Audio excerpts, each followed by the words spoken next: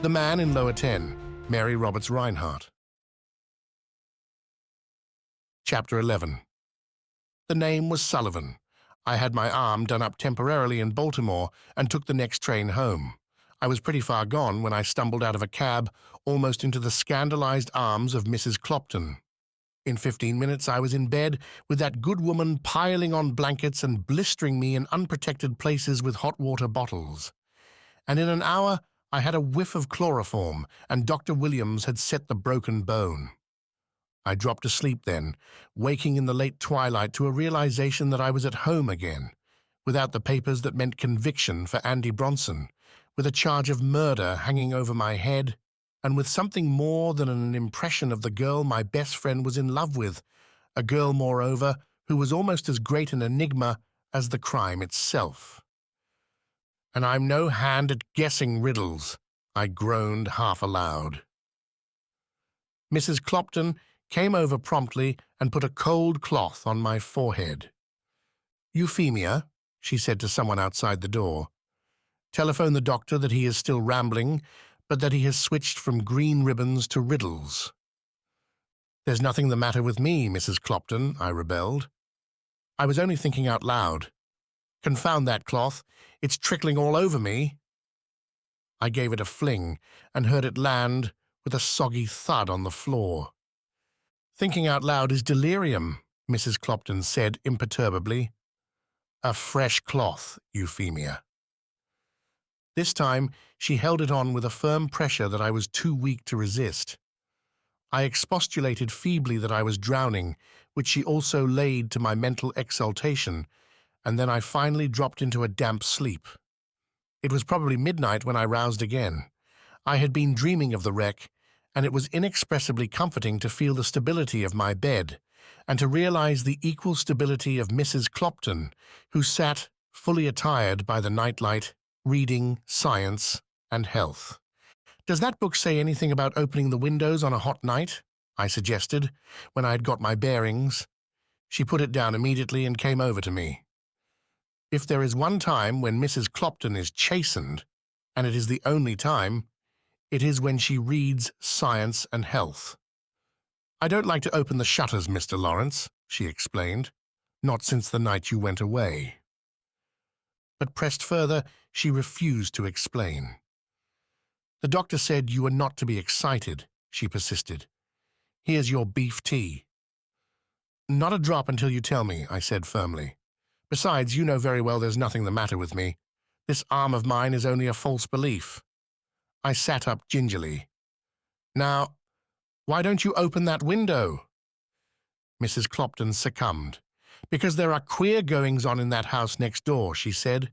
"If you will take the beef tea, Mr. Lawrence, I will tell you." The queer goings-on, however, proved to be slightly disappointing. It seemed that after I left on Friday night, a light was seen flitting fitfully through the empty house next door. Euphemia had seen it first and called Mrs. Clopton. Together, they had watched it breathlessly until it disappeared on the lower floor. "You should have been a writer of ghost stories," I said, giving my pillows a thump. "And so it was fitting fitfully."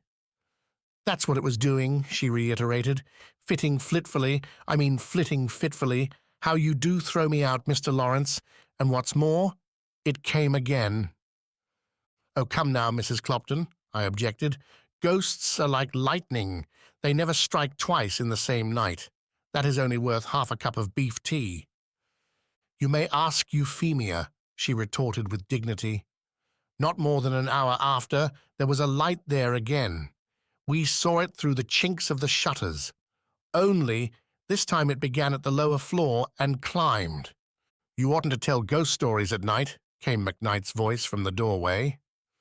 "Really, Mrs. Clopton, I'm amazed at you. You old duffer. I've got you to thank for the worst day of my life." Mrs. Clopton gulped. Then, realizing that the old duffer was meant for me, she took her empty cup and went out muttering. "The pirate's crazy about me, isn't she?" McKnight said to the closing door. Then he swung around and held out his hand. "By Jove," he said, "I've been laying you out all day. Lilies on the doorbell, black gloves, everything. If you had had the sense of a mosquito in a snowstorm, you would have telephoned me. I never even thought of it. I was filled with remorse. Upon my word, Rich, I hadn't an idea beyond getting away from that place. If you had seen what I saw— McKnight stopped me. Seen it? Why, you lunatic, I've been digging for you all day in the ruins. I've lunched and dined on horrors. Give me something to rinse them down, Lolly. He had fished the key of the cellarette from its hiding place in my shoe bag and was mixing himself what he called a Bernard Shaw, a foundation of brandy and soda with a little of everything else in sight to give it snap. Now that I saw him clearly, he looked weary and grimy. I hated to tell him what I knew he was waiting to hear, but there was no use wading in by inches. I ducked and got it over. The notes are gone, Rich, I said, as quietly as I could. In spite of himself, his face fell. Of course I expected it, he said, but Mrs. Clopton said over the telephone that you had brought home a grip, and I hoped— well, Lord knows we ought not to complain. You're here, damaged, but here. He lifted his glass. Happy days, old man? If you will give me that black bottle and a teaspoon, I'll drink that in arnica or whatever the stuff is. Rich. The notes were gone before the wreck. He wheeled and stared at me, the bottle in his hand. Lost, strayed, or stolen? He queried with forced lightness. Stolen, although I believe the theft was incidental to something else. Mrs. Clopton came in at that moment with an eggnog in her hand. She glanced at the clock, and without addressing anyone in particular, she intimated that it was time for self-respecting folks to be at home in bed. McKnight, who could never resist a fling at her back, spoke to me in a stage whisper. Is she talking still? Or again? He asked, just before the door closed. There was a second's indecision with the knob. Then, judging discretion the better part, Mrs. Clopton went away. Now then, McKnight said, settling himself in a chair beside the bed, spit it out. Not the wreck. I know all I want about that. But the theft. I can tell you beforehand that it was a woman. I had crawled painfully out of bed and was in the act of pouring the eggnog down the pipe of the washstand. I paused, with the glass in the air. A woman? I repeated, startled. What makes you think that? You don't know the first principles of a good detective yarn, he said scornfully. Of course, it was the woman in the empty house next door. You said it was brass pipes, you will remember. Well, on with the dance. Let joy be unconfined. So I told the story. I had told it so many times that day that I did it automatically. And I told about the girl with the bronze hair and my suspicions. But I did not mention Alison West. McKnight listened to the end without interruption. When I had finished, he drew a long breath. Well, he said, that's something of a mess, isn't it? If you can only prove your mild and childlike disposition, they couldn't hold you for the murder, which is a regular 10/23 crime anyhow. But the notes, that's different. They are not burned anyhow. Your man wasn't on the train, therefore he wasn't in the wreck.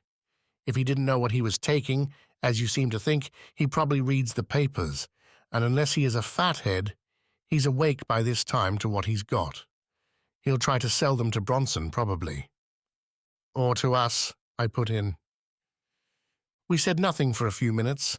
McKnight smoked a cigarette and stared at a photograph of Candida over the mantel. Candida is the best pony for a heavy mount in 7 states. I didn't go to Richmond, he observed finally. The remark followed my own thoughts so closely that I started. Miss West is not home yet from Seal Harbor. Receiving no response, he lapsed again into thoughtful silence.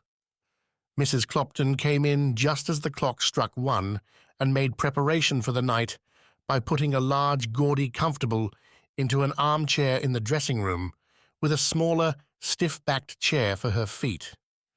She was wonderfully attired in a dressing gown that was reminiscent in parts of all the ones she had given me for a half-dozen Christmases, and she had a purple veil wrapped around her head to hide heaven knows what deficiency. She examined the empty eggnog glass, inquired what the evening paper had said about the weather, and then stalked into the dressing room and prepared, with much ostentatious creaking, to sit up all night. We fell silent again, while McKnight traced a rough outline of the berths on the white table cover and puzzled it out slowly. It was something like this. Illustration. You think he changed the tags on 7 and 9, so that when you went back to bed, you thought you were crawling into 9, when it was really 7, eh? Probably, yes. Then, toward morning, when everybody was asleep, your theory is that he changed the numbers again and left the train. I can't think of anything else, I replied wearily. Jove, what a game of bridge that fellow would play. It was like finessing an 8-spot and winning out. They would scarcely have doubted your story had the tags been reversed in the morning. He certainly left you in a bad way. Not a jury in the country would stand out against the stains, the stiletto, and the murdered man's pocketbook in your possession. Then you think Sullivan did it? I asked. Of course, said McKnight confidently. Unless you did it in your sleep. Look at the stains on his pillow and the dirk stuck into it. And didn't he have the man Harrington's pocketbook? But why did he go off without the money? I persisted. And where does the bronze-haired girl come in? Search me, McKnight retorted flippantly. Inflammation of the imagination on your part. Then there is the piece of telegram. It said lower 10, car 7. It's extremely likely that she had it. That telegram was about me, Richie. I'm getting a headache, he said, putting out his cigarette against the sole of his shoe. All I'm certain of just now is that if there hadn't been a wreck, by this time you'd be sitting in an 8x10 cell and feeling like the rhyme for it. But listen to this, I contended as he picked up his hat. This fellow Sullivan is a fugitive, and he's a lot more likely to make advances to Bronson than to us. We could have the case continued, release Bronson on bail, and set a watch on him. Not my watch, McKnight protested. It's a family heirloom. You'd better go home, I said firmly. Go home and go to bed. You're sleepy. You can have Sullivan's red necktie to dream over if you think it will help any. Mrs. Clopton's voice came drowsily from the next room, punctuated by a yawn. Oh, I forgot to tell you, she called, with the suspicious lisp which characterizes her at night. Somebody called up about noon, Mr. Lawrence. It was long distance, and he said he would call again. The name was, she yawned, Sullivan,